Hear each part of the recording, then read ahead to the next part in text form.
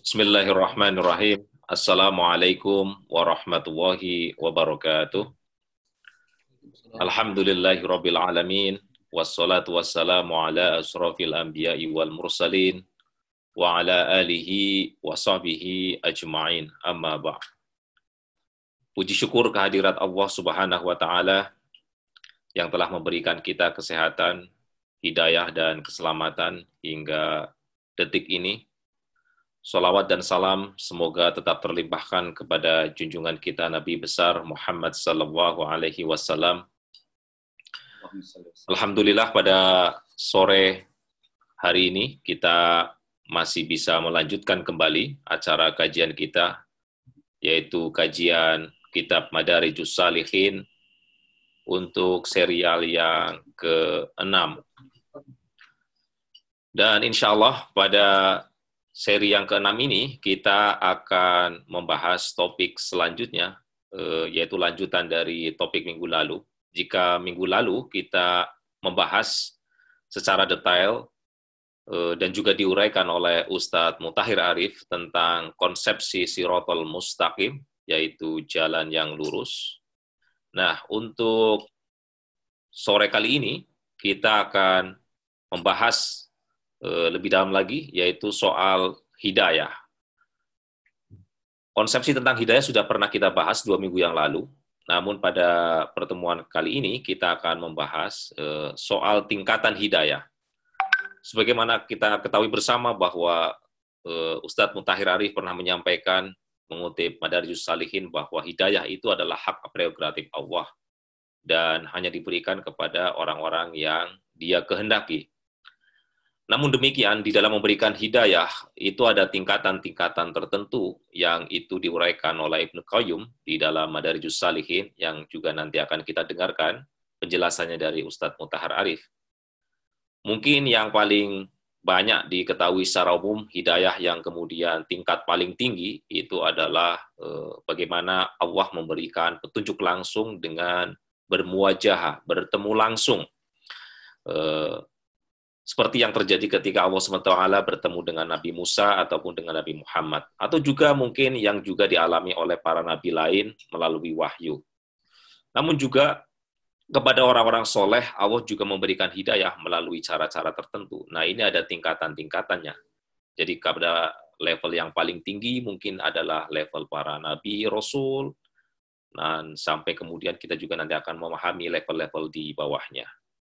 Baik, saya tidak akan menjelaskan secara detail tentang tingkatan hidayah ini, dan nanti juga kita kaitkan apa ini, bagaimana kiat menjaga keterarahan hidup dengan menggunakan values atau nilai dari hidayah ini. Nah, sudah hadir di ruang tengah kita, yaitu Ustadz Mutahhir Arif. Assalamualaikum, Ustadz. Waalaikumsalam warahmatullahi wabarakatuh. Apa kabar, Ustadz? Alhamdulillah, baik, Alhamdulillah, ya. Sehat. Sehat ya, Alhamdulillah. Baik Ustadz, saya kira saya persilahkan waktu dan tempat untuk 1 jam ke depan. Nanti 45 menit seperti biasa Ustadz. Nanti ada uraian, kemudian nanti dilanjutkan dengan tanya jawab. Baik, Bapak Ibu sekalian yang dirahmati Allah, marilah kita dengarkan secara seksama uraian dari Ustadz Mutahhir Arif tentang tingkatan hidayah dan kiat menjaga keterarahan hidup pada sore hari ini. Silakan Ustaz. Baik, bismillahirrahmanirrahim. Assalamualaikum warahmatullahi wabarakatuh. Waalaikumsalam. Alhamdulillahilladzi hadana li hadzal din wa ma kunna linahtadiya laula an hadanallah. Wa asyhadu an la ilaha illallah wahdahu la syarika lahu wa asyhadu anna Muhammadan abduhu wa rasuluh. Allahumma shalli wa sallim wa barik ala nabiyyina Muhammadin wa ala alihi wa sahbihi wa man tabi'ahum bi ihsanin ila yaumiddin. Allahumma inna nas'aluka an taj'ala jam'ana hadza jam'an thayyiban mubarakan marhuma wa tafarruqana min ba'dihi tafarruqan ma'suma. Allahumma amin. Segenap pengurus pimpinan cabang istimewa Muhammadiyah Amerika Serikat, para orang tuaku, Bapak dan Ibu yang saya muliakan, hadir bersama kita Imam Samsi Ali di New York. Ahlan wa sahlan Ustaz. Orang tua saya Ibu Haja Andi Latifah Badiu, ada Pak Cecep Nur Hadi, Ibu Aisyah Ummu Farhan, ada Bapak Amiruddin Aska, ada Ustadz Azizul Hakim Mansur. Tentu di Amerika sendiri, orang tua saya, Ayahanda Duta Marlin, Ustadz Rafiq, Masya Allah di Arizona, Phoenix, dan segenap jamaah dan simpatisan Muhammadiyah dimanapun berada. Demikian pula Bapak Ibu, saudara-saudariku, jamaah pesantren Darul Istiqomah dimanapun berada, segenap peserta kajian kitab Madarijus Salikin karya Al-Imam Ibnu Qayyim Al-Jauziyah. Hadirin dan hadirat yang semoga kita semua dirahmati Allah Subhanahu wa taala. Sama-sama kita berdoa mudah-mudahan Allah membuka semua pintu kebaikan hakiki bagi kita dunia dan akhirat. Terima kasih Mas Imam Subhan atas segala inisiasi, berbagai pengorbanan waktu sehingga kajian kita sampai pada episode ke-6. Mudah-mudahan senantiasa berkah dan dapat kita lanjutkan dalam rangka menyebarkan syiar dakwah lewat PCIM Muhammadiyah Amerika dan pesantren Darul Istiqomah. Jazakumullah khairal jaza. Terima kasih banyak atas semua perhatian dan pengorbanan ini. Mudah-mudahan Allah memberikan balasan yang berlipat ganda. Kaum muslimin dan muslimat, ikhwani akhwati fillah, alhamdulillah pada episode kali ini kita mengangkat topik tingkatan hidayah dan kiat menjaga keterarahan hidup. Tentu bagi yang mengikuti kajian ini dari awal, kita sudah beberapa kali mengupas ya tentang definisi hidayah, bagaimana urgensi hidayah dalam kehidupan kita menuju kebahagiaan, kedamaian, dan keselamatan hakiki sampai di akhirat nanti. Sudah kita jelaskan betapa hidayah adalah merupakan pemberian dari Allah Subhanahu wa taala kepada hamba yang dikehendakinya. Sehingga dengan hidayah tersebut seseorang mendapatkan bimbingan, tuntunan untuk mengamalkan apa-apa yang diperintahkan Allah Subhanahu wa taala dalam waktu yang sama meninggalkan segala apa yang dilarang oleh Allah Subhanahu wa taala.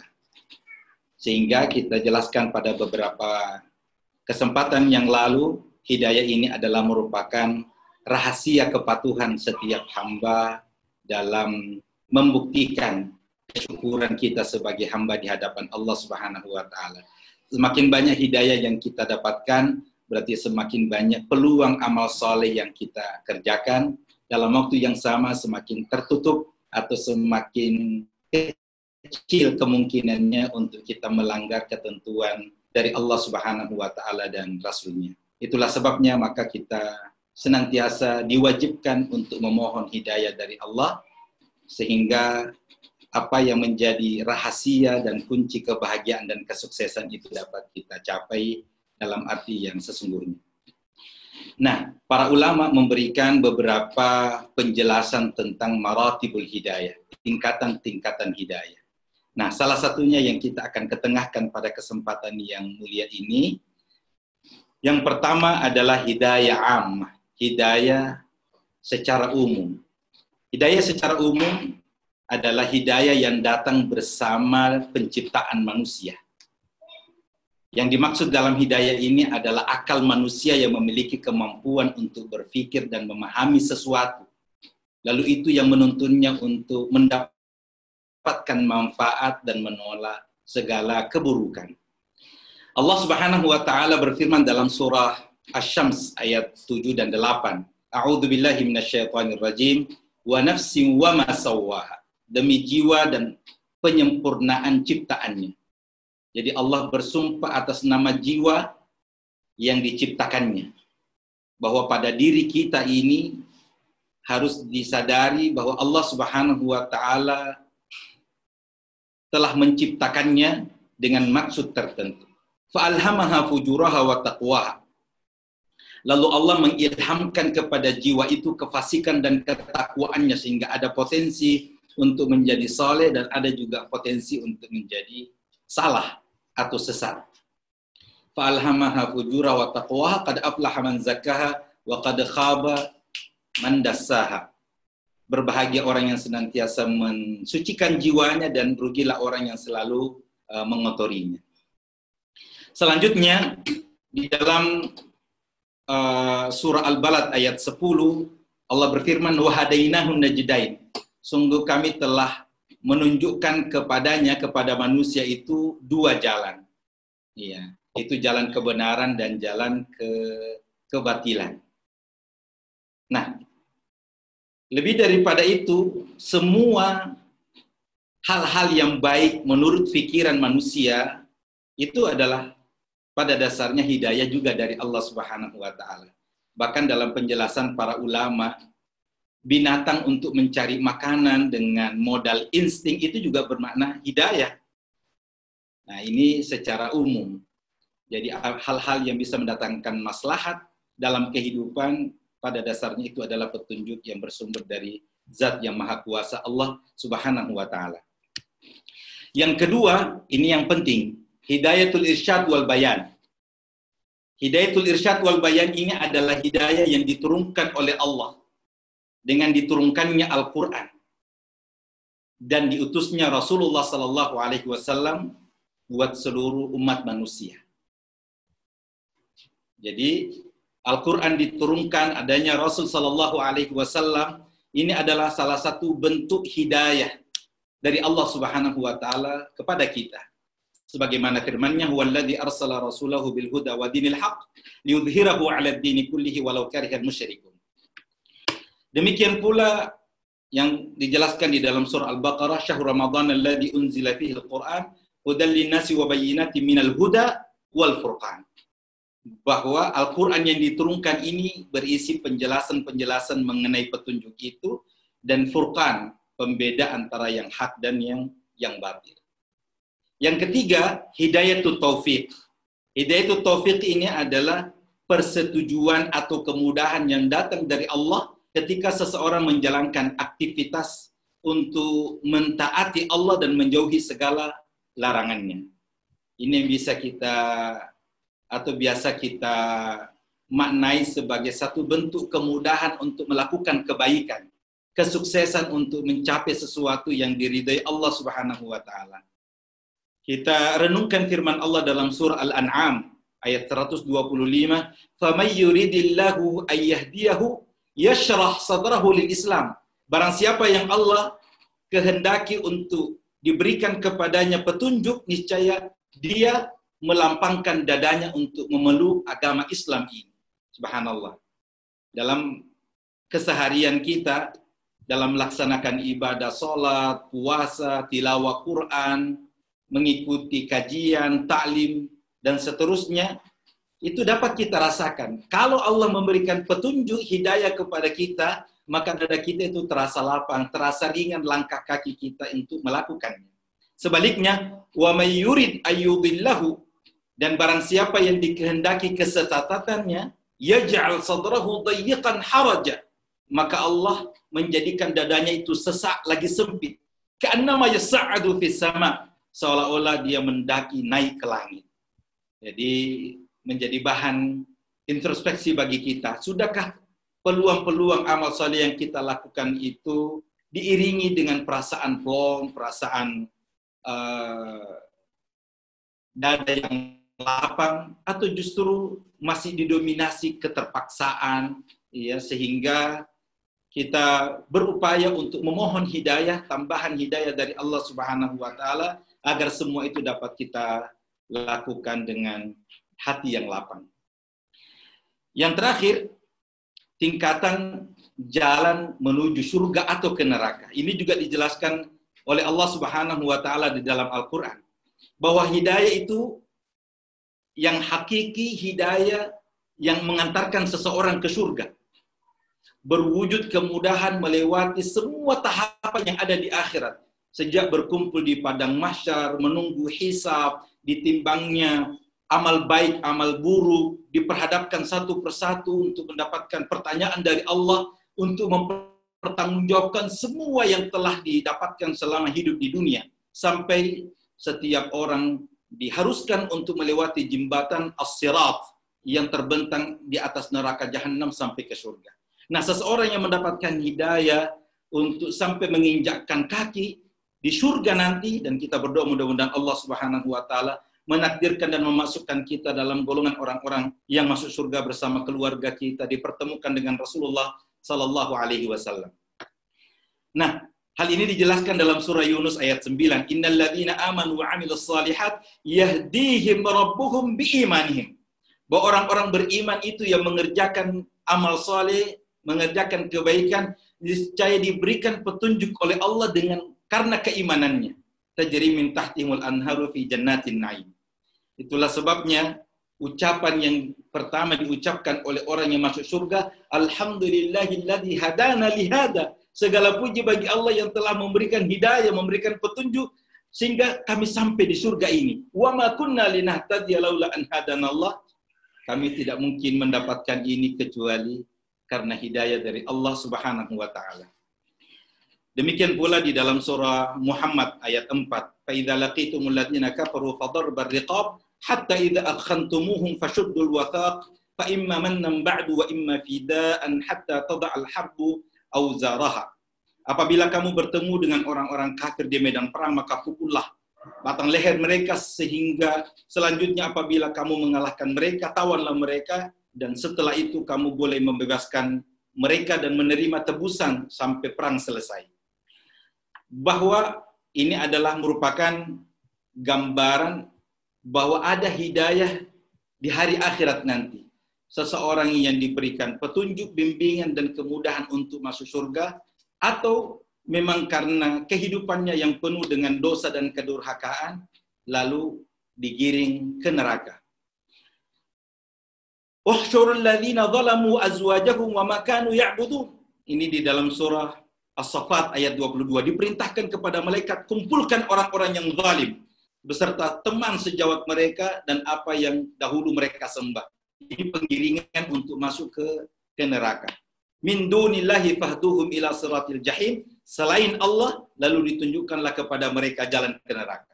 Petunjuk ini yang kemudian diartikan sebagai jalan buat orang-orang kafir, orang-orang yang durhaka itu menuju ke neraka. Wa na'udzubillahi min dzalik. Selanjutnya,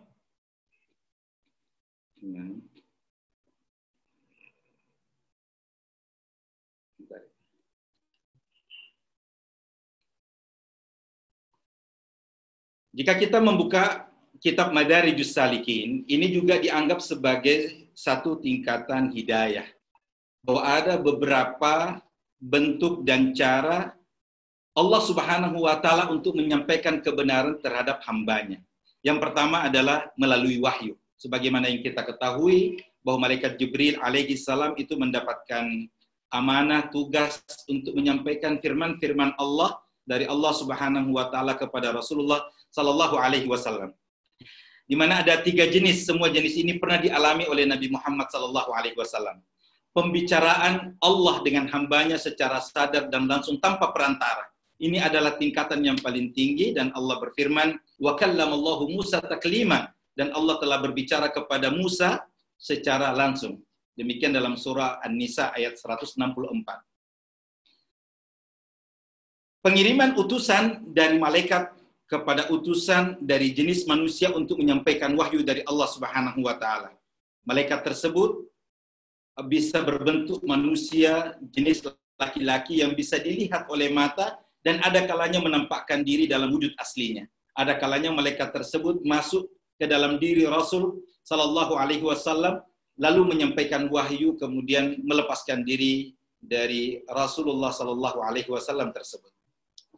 Lewat bisikan, mendapatkan bisikan firasat secara rahasia di dalam hati tentang sesuatu yang kemudian dia menyatakannya. Sebagaimana yang kita pelajari dalam sejarah, Umar bin Khattab radhiyallahu an mendapatkan firasat dan berkata ketika memutuskan perkara anak yang tidak jelas ibu bapaknya, aku putuskan berdasarkan pendapatku, jika benar itu dari Allah dan jika salah itu dari diriku dan dari setan. Ini ada merupakan satu keistimewaan dari Umar bin Khattab radhiyallahu an. Yang salah satu pernyataan Nabi sallallahu alaihi wasallam, innal haqqa, sesungguhnya kebenaran itu la yuntaqu ala lisani Umar, dilafazkan melalui lisannya Umar. Ada banyak peristiwa di mana Rasul sallallahu alaihi wasallam menyampaikan sesuatu, tiba-tiba Umar bin Khattab sudah lebih dulu menyampaikan, yang lalu kemudian Rasul sallallahu alaihi wasallam persis itu yang difirmankan oleh Allah Subhanahu wa taala. Fatabarakallahu ahsanul khaliqin, ketika Nabi membacakan ayat-ayat tentang proses kejadian manusia. Pemahaman khusus dalam kitab Madarijus Salikin itu Allah Subhanahu wa taala menjelaskan pula dalam surah Al-Anbiya dalam kisah Nabi Daud dan Nabi Sulaiman alaihi wassalam. Di waktu keduanya memberikan keputusan mengenai tanaman karena tanaman itu dirusak oleh kambing-kambing kepunyaan kaumnya, dan kami Allah Subhanahu wa taala menyaksikan keputusan yang diberikan oleh mereka, dan kami telah memberikan pengertian kepada Sulaiman tentang hukum yang lebih tepat, dan kepada masing-masing mereka telah kami berikan hikmah dan ilmu. Artinya ini adalah satu cara Allah Subhanahu wa taala untuk menyampaikan kebenaran kepada nabi hamba pilihannya. Berikutnya pemahaman umum tentang kebenaran hak dari yang batil berdasarkan dalil, bukti, saksi-saksi penguat, lalu berubah menjadi sebuah kenyataan di dalam hati. Allah Subhanahu wa taala berfirman di dalam surah At-Taubah ayat 115 yang menjelaskan bahwa dan Allah sekali-kali tidak akan menyesatkan suatu kaum sesudah Allah memberikan petunjuk kepada mereka sehingga dijelaskannya kepada mereka apa yang harus mereka jauhi. Sesungguhnya Allah Maha mengetahui segala sesuatu. Penjelasan ini didapatkan lewat ayat-ayat mulia yang bisa kita didengar, dan tanda-tanda kekuasaan Allah yang bisa dilihat oleh mata. Keduanya adalah bukti keesaan Allah Subhanahu wa taala dan kesempurnaan sifat-sifatnya. Mungkin kami akan persingkat ya. Selanjutnya tingkatan kelima, penjelasan khusus, yaitu penjelasan yang mendatangkan petunjuk khusus atau penjelasan yang disusul dengan pertolongan, taufik dari Allah, dan dijauhkannya dari sebab-sebab yang bisa mengantarkan seseorang pada kehinaan dari hati sehingga manusia tidak kehilangan hidayah. Itu dijelaskan oleh Allah Subhanahu wa taala dalam surah An-Nahl. Walaqad ba'atna fi kulli ummatin, sesungguhnya kami telah mengutus rasul pada tiap-tiap umat untuk menyerukan ani'budullaha wajtanibut taghut, sembahlah Allah saja semata-mata dan jauhilah semua bentuk taghut. Demikian pula dalam surah Al-Qasas ayat 56, innaka la tahdi man ahbabta. Ini ditujukan kepada Rasulullah sallallahu alaihi wasallam yang sangat ingin bahwa paman yang telah membantu, membela, memperjuangkan dakwah di awal-awal datangnya Islam, namun sampai akhir hayat Abu Talib, paman Rasulullah sallallahu alaihi wasallam itu tidak mengucapkan dua kalimat syahadat. Hingga turun ayat, innaka la tahdi man ahbabta. Sesungguhnya kamu tidak dapat memberikan hidayah, petunjuk kepada yang kamu cintai, walakin Allah yahdi man yasha, tetapi Allah memberikan petunjuk kepada orang yang dikehendakinya, dan Allah mengetahui orang-orang yang mau mendapatkan petunjuk. Subhanallah. Dalam surah Al-Qasas ayat 56. Lalu lewat pendengaran, sebagaimana firman Allah Subhanahu wa taala, walau alimallahu fihim khaira, sekiranya Allah mengetahui kebaikan apa yang ada pada mereka, tentulah Allah menjadikan mereka itu dapat mendengar. Jadi subhanallah, ini adalah satu penegasan bahwa dengan petunjuk Allah Subhanahu wa taala seseorang itu bisa mendengar dan mendapatkan kebaikan. Jadi telinga mendengar, hati mendengar, sehingga ada penerimaan terhadap semua ketentuan dan tuntunan dari Allah Subhanahu wa taala. Ada juga lewat ilham sebagaimana yang kita jelaskan tadi, wa nafsi wa ma sawwa fa alhamaha fujuraha wa taqwaha. Demi jiwa dan penyempurnaan ciptaannya, Allah ilhamkan kepada jiwa itu kefasikan dan ketakwaannya. Nabi SAW pernah bersabda kepada salah seorang sahabat, Husain bin Al-Mundhir, katakanlah, ya Allah ilhamkan kepadaku petunjukku, Allahumma alhimna rushdana, dan lindungilah aku dari kejahatan diriku. Nah, bisikan dalam hati lebih khusus dari ilham. Ilham ini bisa lebih tinggi dari firasat. Bisa dikatakan bisikan dalam hati, ilham khusus atau wahyu yang diberikan kepada selain Nabi dan Rasul untuk mukallaf, orang-orang yang sudah diberikan kewajiban untuk melaksanakan perintah Allah Subhanahu wa taala. Demikian pula yang bukan mukallaf seperti yang dijelaskan di dalam surah Al-Qasas ayat 7, ya bagaimana Allah mengilhamkan kepada ibu Nabi Musa untuk menyusukannya. Mimpi yang benar, ini juga merupakan bagian dari nubuah, tanda kenabian. Nabi Muhammad SAW itu menjelaskan bahwa mimpi yang benar merupakan satu dari 46 bagian dari nubuah, kenabian. Riwayat yang lain mengatakan itu sampai 70 bagian dari an-nubuah. Mimpi yang paling benar adalah mimpinya orang yang perkataannya paling benar dan jujur. Mimpi ada yang berasal dari Allah, dari jiwa, atau ada juga dari setan. Maka Nabi SAW menyatakan mimpi itu ada 3 macam. Mimpi dari Allah, mimpi sedih, dari setan, dan mimpi yang terbawa bisikan seseorang ke dalam hatinya saat terjaga lalu dia memimpikannya saat tertidur. Adapun mimpi Nabi Ibrahim alaihissalam Khalilullah itu adalah mimpi yang benar ketika hadir dalam tidurnya bahwa beliau menyembelih anaknya dan beliau meyakini bahwa ini adalah benar-benar perintah dari Allah Subhanahu wa taala.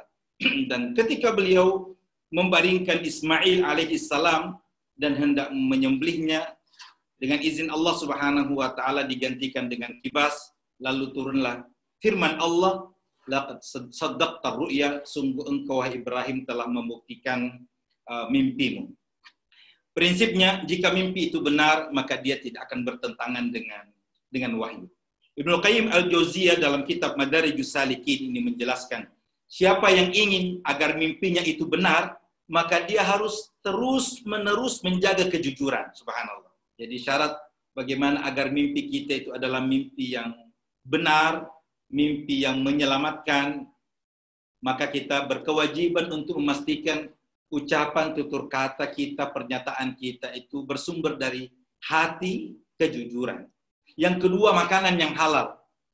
Pastikan apa yang kita konsumsi itu sumbernya halal, zat yang kita akan makan atau minum itu juga halal.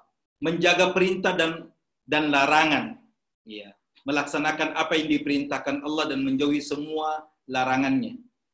Pastikan bahwa kita tidur dalam keadaan suci. Jadi disunnahkan bahwa kita wudhu sebelum tidur, menghadap ke arah kiblat sebagaimana sunnah Nabi SAW, menyebut asma Allah, subhanallah, alhamdulillah, Allah. Kita ulang-ulangi itu sampai kita terlelap, selain tentunya membaca doa tidur. Jika seseorang melakukan ini, hampir dipastikan bahwa mimpinya itu adalah mimpi yang benar dan bukan mimpi yang dusta. Subhanallah, ini adalah pesan dari ulama yang mulia rahimahullah Ibnu Qayyim Al-Jauziyah dalam kitab Madarijus Salikin. Nah, tibalah saatnya kita memberikan penjelasan ya tentang bagaimana hidayah yang ada pada diri kita yang merupakan rahasia kepatuhan kita atas perintah Allah Subhanahu wa taala dan kesungguhan kita untuk menjaga keterarahan hidup agar segalanya sesuai dengan ridha dan petunjuk dari Allah Subhanahu wa taala. Demikian berikut ini adalah kiat-kiatnya. Bahwa keterarahan hidup adalah salah satu bentuk optimalisasi atau mujahadah, kerja keras untuk senantiasa berada di jalan Allah Subhanahu wa taala, yaitu jalan kebenaran kapan dan dimanapun kita berada. Ya. sebagaimana yang kita minta selalu di dalam setiap sholat kita saat membaca surah Al-Fatihah, ihdinas siratal mustaqim. Karena kalau kita sudah berada dalam siratal mustaqim, itu berarti sudah jaminan perlindungan Allah dari segala godaan, motivasi, dan dorongan yang kuat untuk selalu mendekatkan diri pada Allah, dan di akhirat nanti menjadi sebuah keniscayaan untuk kita dibimbing masuk surga. Mudah-mudahan Allah Subhanahu wa taala menghimpun kita, mengumpulkan kita di surga Firdausnya nanti. Selanjutnya, keterarahan hidup adalah kepastian berada di jalan Allah. Setiap kita bangun tidur, setiap kita berada dalam suatu kegiatan, satu urusan dan acara, selalu kita diperhadapkan mau melakukan yang baik atau sebaliknya. Ini jalan Allah dan ini jalan setan. Dan petunjuk itu yang mendorong kita untuk selalu menempuh apa yang sudah digariskan oleh Allah Subhanahu wa taala. Kalau bukan jalan Allah, pasti ini adalah jalannya setan. Sebagaimana di dalam surah Muhammad ayat 3 dijelaskan oleh Allah Subhanahu wa taala, "Dzalika bi anna alladziina kafaru taba'ul batil." Yang demikian itu sesungguhnya orang-orang kafir itu mengikuti yang batil, yang sesat. Wa annal ladziina aamanu taba'ul haqqa min rabbihim. Dan sesungguhnya orang-orang yang beriman itu senantiasa mengikuti kebenaran dari Tuhan mereka. Sehingga sekali lagi menjadi jalan bagi kita untuk memastikan bahwa ini adalah kebenaran atau kebatilan untuk kita jauhi. Selanjutnya, keterarahan hidup adalah jaminan ilahi untuk kebahagiaan. Subhanallah. Orang yang bisa bahagia, orang yang diarahkan, orang yang diberikan petunjuk Allah Subhanahu wa taala saja. Mungkin kita melihat ada orang yang tidak sholat, ada orang yang jauh dari masjid, ada orang yang tidak kenal Al-Quran, tidak mau mengikuti pengajian, tapi kok kelihatannya dia enjoy saja, dia tenang-tenang saja. Tidak. Kita jangan keliru dalam menilai, jangan tertipu. Kalaupun terlihat senyum, terlihat tertawa, itu adalah kebahagiaan yang semu. Karena ini adalah merupakan petunjuk dari Allah Subhanahu wa taala bahwa yang bahagia, yang tidak memiliki rasa takut, tidak mudah berduka cita, hanya orang yang mengikuti petunjuk Allah. Faman tabi'a hudaya fala khaufun 'alaihim wa lahum yahzanun. Siapa yang mengikuti petunjukku, kata Allah di dalam surah Al-Baqarah, maka tidak ada rasa takut dan tidak ada duka cita. Sekali lagi, keterarahan hidup adalah jaminan kebahagiaan, kemuliaan, kesejahteraan, keselamatan di dunia, lebih-lebih di hari akhirat nanti. Itu termaktub dalam surah Al-Mu'minun dari ayat pertama sampai ayat 11. Bismillahirrahmanirrahim. Qad aflahal mu'minun. Sungguh beruntunglah orang-orang yang beriman. Siapa orang beriman itu? Alladzina hum fi salatin khasyi'un. Orang yang khusyuk di dalam salatnya. Sebagai orang beriman, kita selalu mau mendekatkan diri pada Allah, kita rajin ke masjid, kita rajin mengaji. Pastikan bahwa salat kita khusyuk. Paling tidak ada upaya yang berkesinambungan secara positif untuk meningkatkan khusyuk kita, tadarruk kita saat salat. Walladzina hum 'anil lagwi mu'ridun, orang yang menjauhkan diri dari perbuatan-perbuatan atau perkataan yang tidak berguna. Walladzina hum lizzakati fa'ilun, orang-orang yang mengeluarkan zakat. Walladzina hum li furujihim hafidun, senantiasa menjaga kehormatannya. Illa ala azwajihim aw ma malakat aymanuhum fa innahum ghairu malumin, kecuali kepada istri-istri mereka atau budak pada saat masih berlakunya perbudakan. Sesungguhnya mereka dalam hal ini tidak tercela. Selanjutnya dalam ayat berikutnya, walladzina hum li amanatihim wa ahdihim ra'un, senantiasa menjaga amanah yang dipikulkan kepadanya. Walladzina hum 'ala salawatihim hafizun, orang-orang yang senantiasa memelihara salatnya. Ulaika humul warithun, mereka itulah orang-orang yang mewarisi surga Firdaus. Hum fiha khalidun, dan mereka kekal di dalamnya. Selanjutnya, tidak terarah artinya menyimpang. Orang yang tidak mendapatkan petunjuk itu berarti orang yang menyimpang dari rel yang sebenarnya. Orang yang berpaling, orang yang membelakang, ya, dan akhirnya tersesat. Semua itu sumber segala kesulitan, kesusahan dan bencana. Jadi banyak orang yang kadang harus mencari obat, kemudian dia mencari di mana saya pergi, menghilangkan gundah gulana, saya mau bahagia, saya mau refreshing dan sebagainya. Kadang-kadang lupa untuk mencari bahwa kebahagiaan ada pada dirinya. Kebahagiaan itu ada pada pendekatan diri kepada Allah Subhanahu wa taala. Dan yang menjadi penyebab seseorang itu merasakan kegelisahan yang tidak putus, selalu susah, sedikit-sedikit marah, itu karena jauhnya seseorang dari petunjuk Allah. Dalam surah Taha ayat 124 Allah berfirman, "Waman a'rada an dzikri fa inna lahu ma'isyatan dhanka." Barang siapa yang berpaling dari peringatanku, jauh dari Al-Qur'an, jauh dari masjid, jauh dari ibadah kepada Allah Subhanahu wa taala, maka sungguh dia akan menjalani kehidupan yang sempit. Iya. Dia selalu tersiksa. Seolah-olah susah untuk bernafas. Subhanallah. Padahal ini adalah azab, ini adalah siksaan dari Allah Subhanahu wa taala. Sehingga boleh jadi makanan bisa tersedia dengan menu yang sempurna, boleh jadi rumah besar lengkap perabot, boleh jadi kedudukan dan jabatan sedemikian tinggi terhormat, tapi kalau jauh dari Al-Qur'an, jauh dari Allah Subhanahu wa taala, dipastikan bahwa kesusahan itu tidak akan pernah jauh dari dirinya, kehidupannya, keluarganya, dan seterusnya. Itu baru di dunia. Subhanallah, lanjutan ayat, wa nahsyuruhu yaumal qiyamati a'ma. Kami akan bangkitkan mereka, orang-orang yang jauh dari petunjukku, di akhirat nanti dalam keadaan buta. Sehingga mereka protes, Allah, Rabbi lima hasyartani a'ma. Wahai Tuhan, mengapa engkau bangkitkan aku dalam keadaan buta? Wa qad kuntu basira, bukankah dulu di dunia ini saya melihat? Kadzalik, kata Allah, demikianlah. Atatka ayatuna fanasitaha. Sungguh kami telah ayat-ayatku datang kepadamu tapi kamu abaikan, kamu lupakan, kamu pandang enteng, kamu anggap tidak perlu. Wa kadzalikal yauma tunsa, maka jangan heran hari ini kamu juga diabaikan, kamu juga dilupakan. Wa na'udzubillahi min dzalik.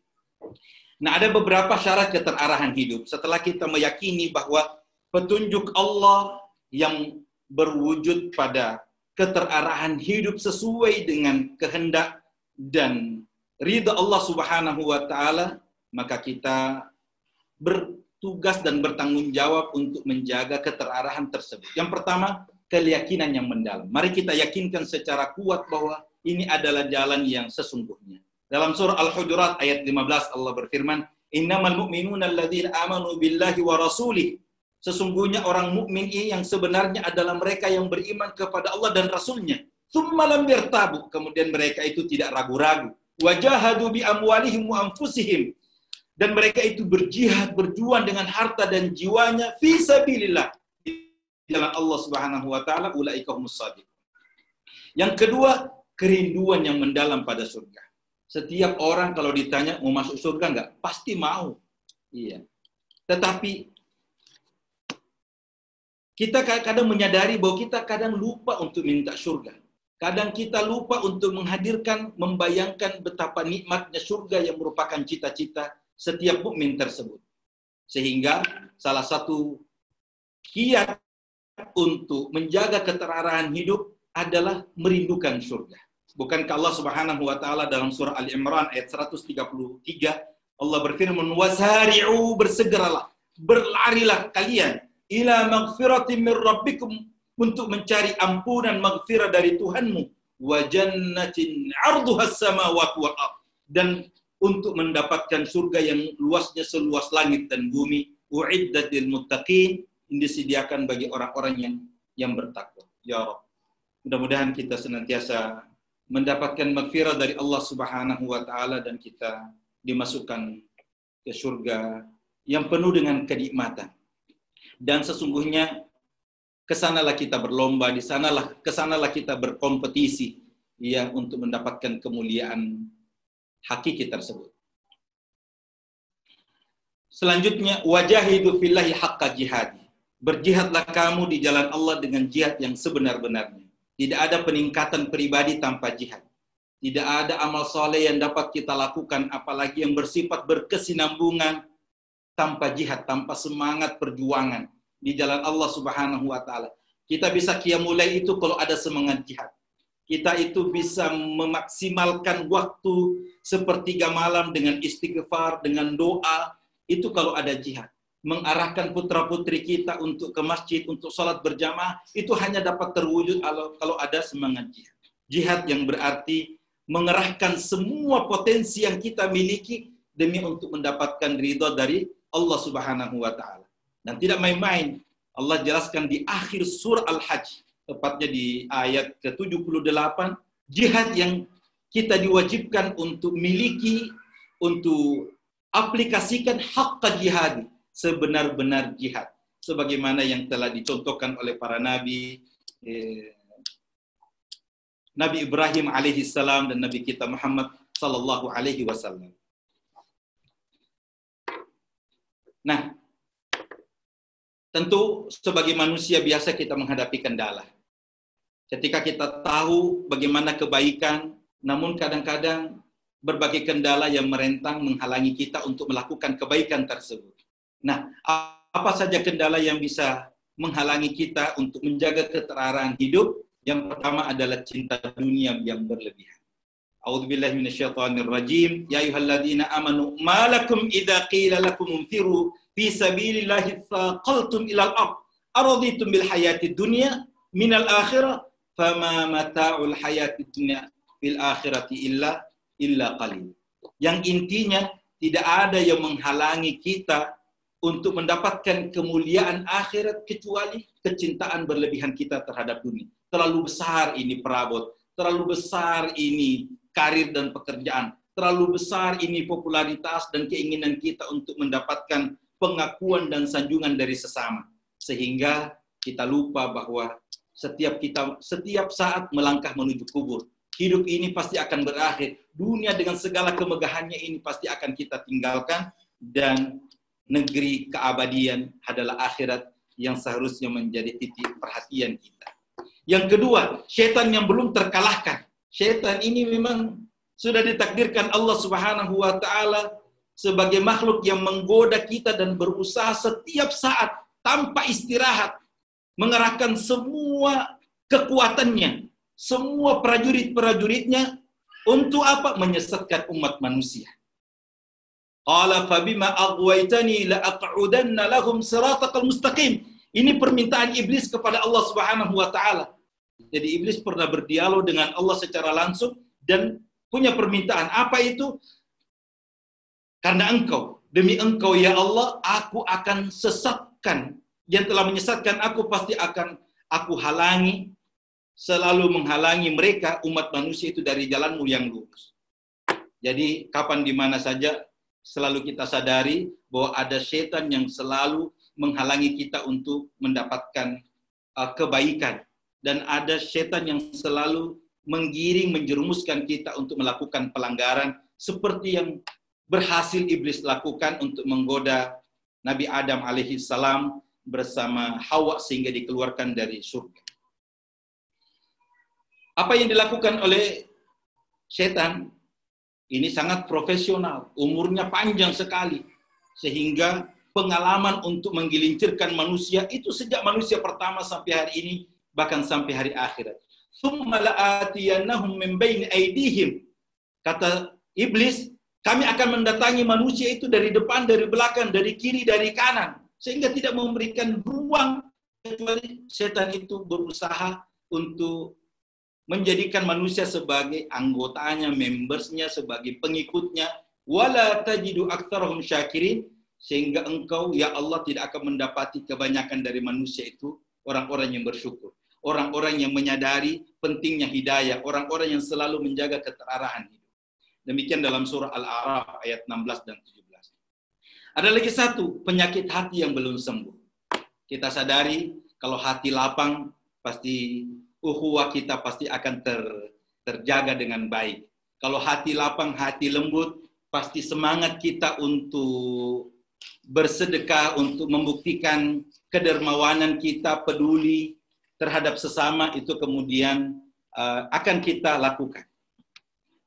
Tapi sekali lagi, keterarahan hidup itu akan terhalangi apabila seseorang itu punya penyakit dalam hati. Dalam surah At-Taubah, Allah berfirman Di ayat 124, 125. Wa ammal ladzina fi qulubihim maradun fazadathum rijsan ila rijsin wa matu wa hum kafirun. Orang-orang yang di dalam hatinya ada penyakit, dengan surah yang Allah turunkan tersebut, Allah akan menambahkan kekafiran mereka yang telah ada dan mereka akan mati dalam keadaan kafir. Sebelumnya itu dijelaskan oleh Allah, tidak ada surah ayat yang diturunkan kecuali orang-orang munafik itu bertanya, ayyukum zadatu hadhihi imana? Siapa di antara kalian yang bertambah lagi imannya mendengarkan ayat ini? Fa'amal ladzina amanu fazadahum imana wa hum yastabsyirun. Orang beriman mendengarkan ayat, pasti mereka akan semakin beriman, semakin yakin, dan mereka merasa gembira. Itu perbedaan antara orang yang beriman, yang bersih hatinya, dengan orang kafir yang memiliki hati yang kelam. Kita berdoa mudah-mudahan Allah Subhanahu wa taala membimbing kita untuk memiliki hati yang lembut, hati yang cemerlang tersebut. Ada satu ilustrasi yang pernah saya baca. Jika seseorang itu hadir dalam satu perjamuan, di depannya itu ada aneka ragam makanan. Tiba-tiba ketika dia mau mengambil makanan, ada yang berbisik di sampingnya, ini makanan ini tidak sehat. Bahkan ada di antaranya makanan ini beracun. Apa yang terjadi dapat dipastikan bahwa kita akan meninggalkan makanan itu. Mungkin kita akan tinggalkan tempat itu. Kenapa? Karena ini bisa berbahaya bagi kehidupan kita. Nah, sebenarnya kita sering memasukkan makanan-makanan beracun dalam pikiran kita. Kita secara tidak sadar bahwa inilah sumber penderitaan kita. Dan salah satu makanan yang paling berbahaya tersebut bernama ketidakmauan kita untuk memaafkan orang lain. Jadi kalau banyak orang yang kita benci, itu sesungguhnya racun bagi pikiran dan hati kita. Ketidakmauan kita untuk memaafkan adalah penyakit yang sangat berbahaya yang menggerogoti kebahagiaan kita. Kita yang selalu marah, kita yang selalu memendam kebencian, kita yang dengan persoalan yang sangat sepele, maka seseorang itu akan marah terus-menerus. Bukankah ketika kita di jalan melihat ada orang yang menyalip kita, pasti kita akan marah. Ya, ketika ada orang yang membobol ATM kita, pasti kita marah. Ketika ada orang yang menghack nomor HP kita, WA kita, mungkin kita bisa marah. Ada orang yang mengejek kita, mengumpat kita, mencela kita lewat medsos, mungkin saja bisa kita marah. Tapi sekali lagi, orang yang punya hati bersih itu selalu berusaha untuk memaafkan. Ada tahanan politik pada masa Orde Baru yang mengunjungi kawannya yang sudah lama keluar dari penjara. Lalu bertanya, bagaimana penilaian dan pandanganmu terhadap rezim yang dulu itu? Satu mengatakan, kalau saya sudah melupakan. Yang satu mengatakan, saya tidak bisa melupakan semua penderitaan yang saya alami ketika saya menjadi tahanan politik. Kawannya tiba-tiba menyeletuk, berarti kamu belum lepas dari penjara. Ketidakmampuan kamu untuk memaafkan itu berarti kamu memenjarakan diri kamu sendiri. Sehingga hati yang belum sembuh sesungguhnya itu adalah menyiksa pribadi kita. Maka salah satu akhlak yang mulia dicontohkan oleh Nabi Shallallahu Alaihi Wasallam dan para salaf adalah selalu memaafkan. Ada orang yang dijamin masuk surga oleh Rasul Shallallahu Alaihi Wasallam 3 hari berturut-turut. Ternyata rahasianya bahwa dia tidak tidur malam kecuali dia sudah maafkan semua orang. Ya, dan ini yang berat untuk dilakukan oleh kebanyakan kita. Ya, kadang kita berhari, berminggu, bahkan bertahun kita memendam kemarahan, kebencian kepada orang lain. Sangat tertarik pada satu buku yang berjudul Forgiveness for Greater Healer of All yang dikarang oleh Gerard Jampolsky yang mengatakan bahwa rela memaafkan adalah jalan terpendek menuju Tuhan. Subhanallah. Sehingga siapa yang mau bahagia, siapa orang yang hidupnya mendapatkan kemudahan, harus dia pastikan bahwa hatinya itu lembut dan bisa memaafkan orang lain. Kita berdoa mudah-mudahan Allah Subhanahu wa taala senantiasa membimbing kita untuk memiliki hati yang ramah, hati yang mudah untuk memaafkan orang lain. Nah, solusi keterarahan hidup yang pertama, belajar dengan ikhlas. Belajar Islam secara sistematis. Iya. Wala taqfu ma laysa laka bi'ilm, inna sam'a wal basara wal fuada kullu ulaika kana anhu mas'ula. Semua yang kita lakukan, semua yang kita ucapkan, semua yang kita dengar, semua akan dimintai pertanggungjawaban. Sebagaimana yang dijelaskan oleh Allah dalam surah Al-Isra ayat 36. Yang kedua, ikhlas dalam semua ucapan dan perbuatan. Ikhlas diucapkan di dalam hati. Bahwa saya lakukan ini, saya mengerjakan ini semata-mata untuk mendapatkan pahala dari sisi Allah. Qul inna salati wa nusuki wa mahyaya wa mamati lillahi rabbil alamin. La syarika lahu wa bidzalika umirtu wa ana awwalul muslimin. Yang ketiga, planning, mengembangkan kepribadian kita sebagai seorang muslim dan muslimah yang selalu berkesinambungan. Selalu sadar bahwa saya masih kurang ibadah. Selalu sadar bahwa keyakinan saya masih lemah. Akhlak saya ini masih butuh untuk selalu ditingkatkan lagi. Kepedulian saya terhadap sesama ini masih sangat lemah, sehingga ada dorongan yang kuat untuk selalu membina kepribadian kita menjadi orang yang lebih baik. Hal itu dapat kita pahami dari firman Allah surah Ali Imran ayat 102, Ya ayyuhalladzina amanu taqullaha haqqa tuqatih. Perintah bagi orang yang beriman untuk meningkatkan iman menuju takwa, dan tingkat ketakwaan yang dibutuhkan adalah haqqa tuqatih, adalah ketakwaan yang tertinggi, yang takwa yang sesungguhnya. Dan ini bersifat berkesinambungan, optimalisasi, pepaksaan diri, mujahadah ini bukan sehari, setahun, 2 tahun, 1 periode, 2 periode. Wala tamutunna illa wa antum muslimun. Jangan mati kecuali dalam keadaan muslim. Ibadahlah terus menerus. Wa'bud rabbaka hatta ya'tiyakal yakin. Demikian kajian kita tentang tingkatan hidayah dan kiat untuk menjaga keterarahan hidup kita. Kami ucapkan selamat berjuang kita semua, Bapak dan Ibu, saudara dan saudariku. Mari kita padukan potensi-potensi kita untuk perjuangan yang lebih besar. Mari kita jalin hubungan baik, kerjasama, komunikasi yang berkesinambungan untuk perjuangan dakwah, mengantarkan putra-putri kita, keluarga kita, dan masyarakat dan umat secara umum pada hal yang lebih strategis dan lebih terarah. Kita saling mendoakan kebaikan selalu. Berjuanglah di jalan Allah. Semoga Allah senantiasa meridai, merahmati, mengampuni, memberkahi, dan melindungi serta menyelamatkan kita semua. Sebagaimana Allah yang mempertemukan kita dalam suasana iman, suasana dakwah, suasana talabul ilm, demi mendapatkan rahmat dan berkah dari Allah, mudah-mudahan kita dipertemukan juga di surga Firdaus nanti bersama kekasih kita, Rasulullah Muhammad sallallahu alaihi wasallam. Terima kasih para orang tuaku, terima kasih Imam Subhan, mudah-mudahan membawa manfaat dan berkah buat kita semua. Aqulu qouli hadza wa astaghfirullah li wa lakum.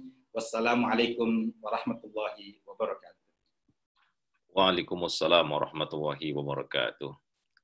Terima kasih Ustadz Mutahhir Arif atas uraiannya yang sangat mendalam dan juga menyeluruh, komprehensif mengenai soal tingkatan hidayah yang juga bisa kita lihat langsung nanti misalnya di dalam kitab Madarijus Salihin karya Ibnu Qayyim. Baik Bapak dan Ibu sekalian dimanapun berada, kami mengundang partisipasi Bapak dan Ibu untuk berdiskusi, memberikan komentar, pertanyaan terhadap topik yang relevan pada sore hari ini, atau juga bisa langsung menuliskan di Zoom chat ini untuk nanti kita bacakan insya Allah, atau juga di kolom komen Facebook. Nanti juga kita akan bacakan. Silakan Bapak, atau juga bisa berbicara langsung melalui speaker di Zoom ini. Silakan Bapak dan Ibu. Baik, Ustadz Mutahhir, sambil kita menunggu pertanyaan dari Bapak dan Ibu sekalian, mungkin ini ada pertanyaan yang mungkin juga dialami oleh banyak orang juga mengenai tadi soal hidayah. Terkait dengan soal hidayah yang kemudian Allah berikan kepada orang-orang yang biasa, seperti kalangan awam, seperti halnya saya dan lain sebagainya. tadi disebutkan bahwa Allah juga bisa kemungkinan memberikan yang disebut dengan pendengaran atau ilham khusus begitu ya. Nah, apakah ini misalnya soal tentang pengetahuan yang diberikan oleh Allah kepada hamba-hamba yang Dia kehendaki, apakah ini hanya terkait dengan ilmu-ilmu yang bersifat agama? Apakah ini juga bisa bersifat umum, misalnya di luar ilmu-ilmu agama, ilmu-ilmu syariah, ilmu-ilmu fikih? Taruhlah misalnya ilmu-ilmu alam, sains, atau misalnya ilmu-ilmu sosial di luar ilmu-ilmu Islamic Studies yang seperti kita pahami bersama. Nah, kalau itu diberikan, kemudian banyak orang-orang ilmuwan pada zaman dulu, terutama kalangan-kalangan non-Islam, apakah itu juga bentuk dari hidayah dari Allah Subhanahu wa Ta'ala juga? Kalau misalnya yang disebut dengan hidayah mencakup juga di luar pengetahuan tentang ilmu-ilmu keislaman, Ustadz. Itu yang pertama, Ustadz, mungkin. Kemudian yang kedua itu, Ustadz, saya dari dulu juga secara pribadi itu masih bertanya-tanya, kalau di dalam tradisi Sufi, saya pernah mendengar istilah yang disebut dengan kasyaf, gitu ya. Jadi ada orang-orang yang kemudian diberikan oleh Allah kemampuan khusus yang dia bisa menyerap ilmu tanpa harus melalui proses natural, dalam arti sunnatullah. Jadi apakah mungkin tanpa harus belajar membaca keras, kemudian menuntut ilmu, berguru, tiba-tiba Allah berikan ilmu itu secara kasyaf gitu, dibuka hatinya, kemudian seperti ditanamkan, seperti diperlihatkan. Apakah itu mungkin juga? Kayak gitu. Nah, ini mungkin dua pertanyaan yang mungkin juga dialami oleh banyak orang juga, Ustaz, tentang pertanyaan-pertanyaan ini. Baik, Ustaz, untuk sebelum menjawab pertanyaan saya nih, Ustadz, ini sudah ada Pak Duta Mardin ini mengangkat tangan. Silakan Pak Duta, jika ingin menyampaikan langsung, Pak Duta. Assalamualaikum, Ustaz. Waalaikumsalam warahmatullahi wabarakatuh. Masya Allah. Ada Ustaz kalau nggak nanya rugi gitu. Masya Allah. Ini Ustaz tadi di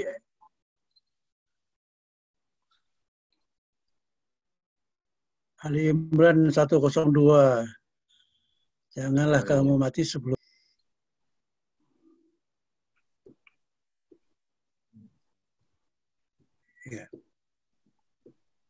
Ya. Kita sering dengar kaji dari para ustadz bahwa ada tingkatan kita ini. Tingkatan terendah itu muslim, tingkatan kedua itu mukmin.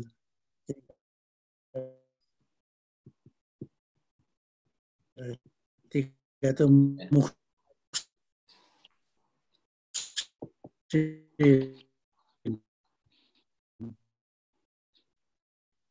Halo Pak Duta, sepertinya terputus-putus suaranya. Nah.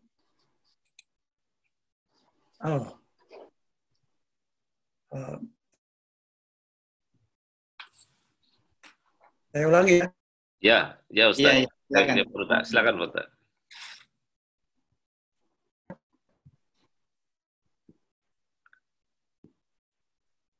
Ya, baik. Sepertinya ada gangguan jaringan ini, Ustadz. Baik, sambil menunggu Pak Duta, nanti jaringannya baik kembali. Kita ada pertanyaan Ustadz di chat dari Pak Sego Edogawa, yaitu, Assalamualaikum Ustadz. Bagaimana caranya agar saya bisa mengendalikan emosi dan agar terarah di dalam ibadah? Makasih sebelumnya, Ustadz.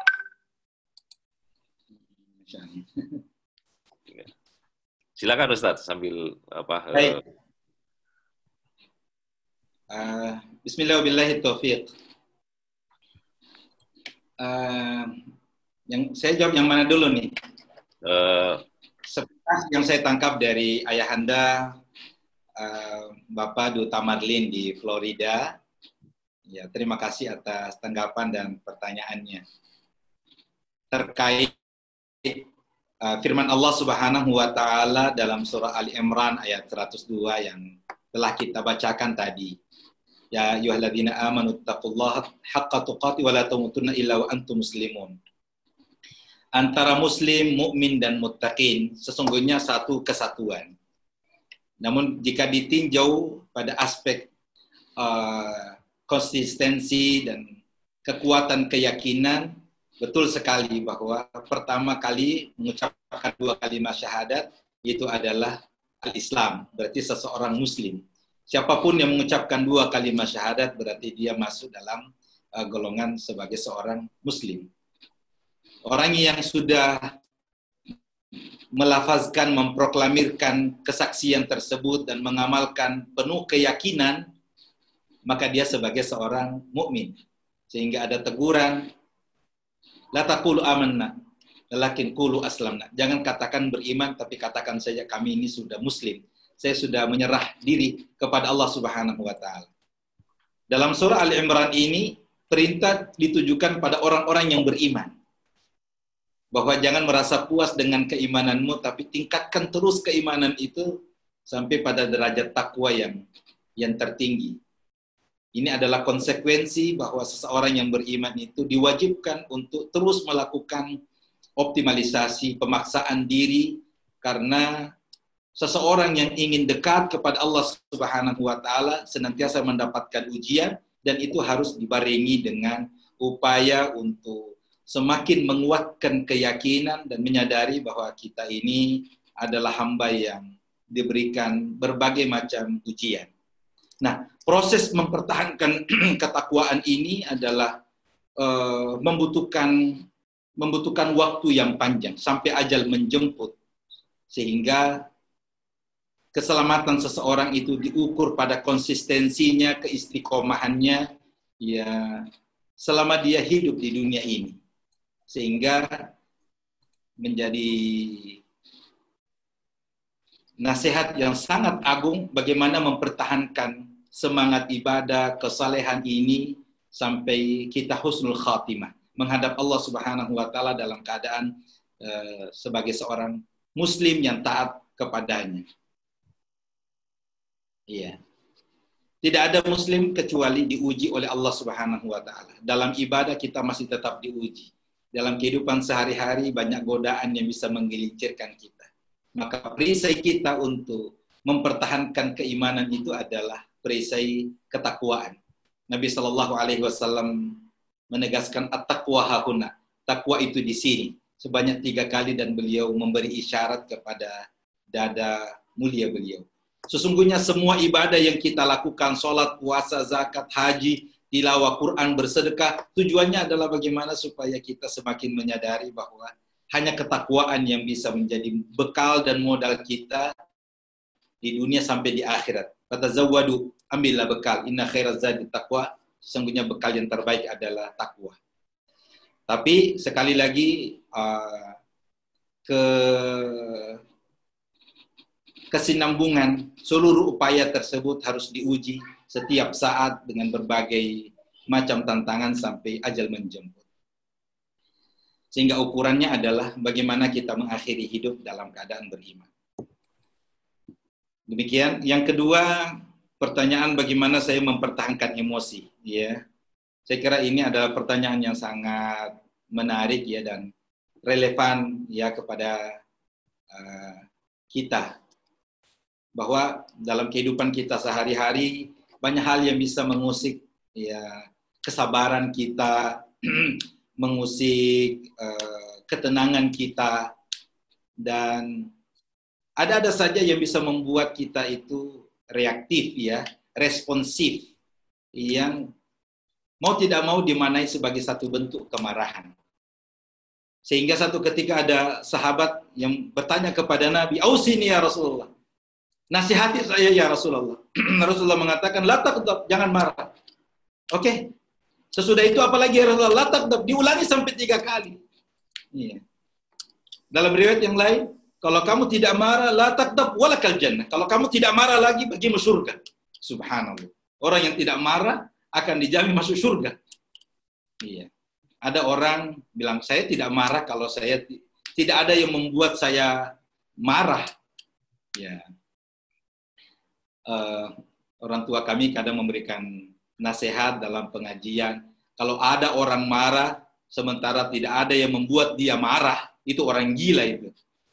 Justru ujian kesabaran kita untuk tetap konsisten, tenang, menghadapi segala persoalan, kita tidak marah, tidak meledak-ledak, itu justru ketika ada ya persoalan, ada hal yang bisa beralasan untuk membuat kita marah.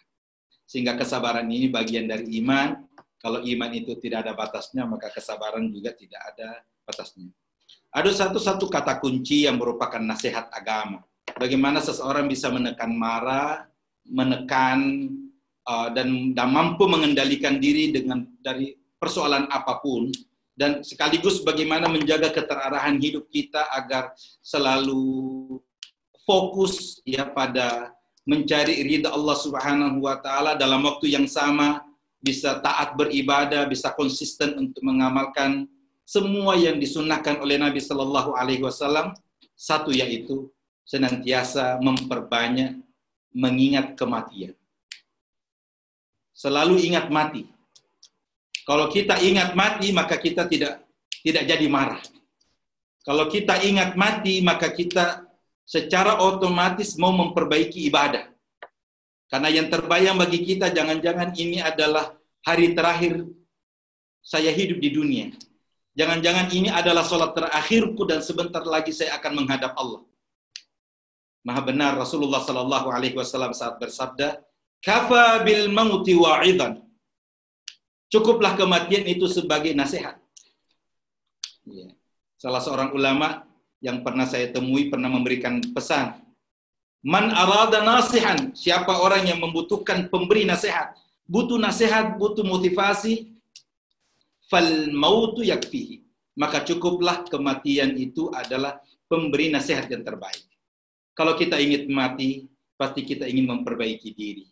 Kalau kita ingin mati, berarti kita selalu mau meninggalkan kesan yang terbaik bagi istri kita, suami kita, anak kita, kedua orang tua kita, saudara-saudari kita, semua kawan-kawan kita. Kita tidak mau meninggalkan kesan yang jelek. Sehingga kita berusaha menampilkan yang terbaik. Maka Rasulullah SAW sering kali menjelang sholat, selain anjuran untuk meluruskan saf, sallu salata muwaddi', salatlah kalian sebagaimana sholat terakhir. Bayangkanlah kalau ini adalah sholat terakhirmu dan sebentar lagi akan meninggal dunia, maka pastilah sahabat itu berupaya untuk melakukan sholat itu sebagai sholat yang terbaik, sebagai sholat yang terakhir dalam hidupnya. Sehingga mengingat kematian adalah merupakan satu kiat yang sangat efektif untuk meredam rasa marah, meredam emosi, dan insya Allah akan mendorong kita untuk semakin taat beribadah kepada Allah Subhanahu wa taala. Wallahu a'lam bishawab. Ya, baik. Terima kasih Ustadz atas tanggapannya dari peserta. Bapak dan Ibu sekalian yang dirahmati Allah Subhanahu wa taala dimanapun berada. Sebenarnya kita ingin berlama-lama lagi bersama Bapak dan Ibu dan juga mendengar uraian lanjut dari Ustadz Mutahir Arif, tapi waktulah yang harus mengakhiri jumpa kita pada sore kali ini. Insya Allah nanti kita masih punya kesempatan untuk kajian serial yang ke-6 minggu depan pada waktu dan tempat yang sama di ruang Zoom ini.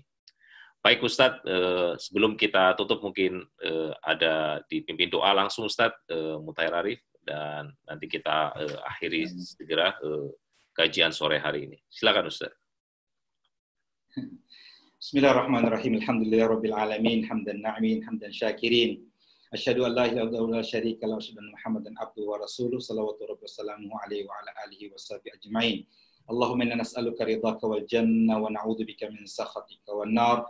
Rabbana la tuzigh qulubana ba'da idh hadaytana wa hab lana min ladunka rahmah innaka antal wahhab. Rabbana afriq alaina sabra wa thabbit aqdamana wansurna 'alal qaumil kafirin. Allahumma inna nas'aluka hubbak wa hubba man yuhibbuk wa hubba 'amalin yuqarribuna ila hubbika ya rabbal alamin. Rabbana hab lana min azwajina wa dhurriyyatina qurrata a'yun waj'alna lil muttaqina imama. Rabbana atina fid dunya hasanah wa fil akhirati hasanah wa qina 'adzaban nar. Subhana rabbika rabbil izzati amma yasifun wa salamun 'alal mursalin walhamdulillahi rabbil alamin. Alhamdulillah. Terima kasih atas segala perhatian. Mohon maaf jika ada hal yang kurang berkenan. Baik, Ustaz. Wassalamualaikum warahmatullahi wabarakatuh. Waalaikumsalam warahmatullahi wabarakatuh. Baik Ustadz, terima kasih Ustadz atas doanya, dan juga Bapak dan Ibu sekalian dimanapun berada, terima kasih sudah berpartisipasi dalam kajian sore hari ini. Insya Allah sekali lagi kita akan berjumpa minggu depan di waktu dan tempat yang sama. Ada satu pengumuman lagi bahwa besok pagi seperti biasa jam 6 waktu Pasifik atau waktu Amerika bagian Barat, insya Allah seperti biasa kita ada kajian pandangan hidup Islam warga Muhammadiyah bersama Ustadz Muzakir Rafiq Muzakir, atau mungkin di Indonesia jam 8 malam. Bapak Ibu bisa ikut melalui Zoom langsung atau juga bisa melihat di YouTube di Facebook secara live. Barangkali itu dari kami sementara. Mohon maaf, saya Imam Subhan dari Seattle. Mohon pamit undur diri, jika ada kesalahan mohon dimaafkan. Bila taufik wal hidayah, Assalamualaikum warahmatullahi wabarakatuh. Waalaikumsalam warahmatullahi wabarakatuh. Ya, insyaallah.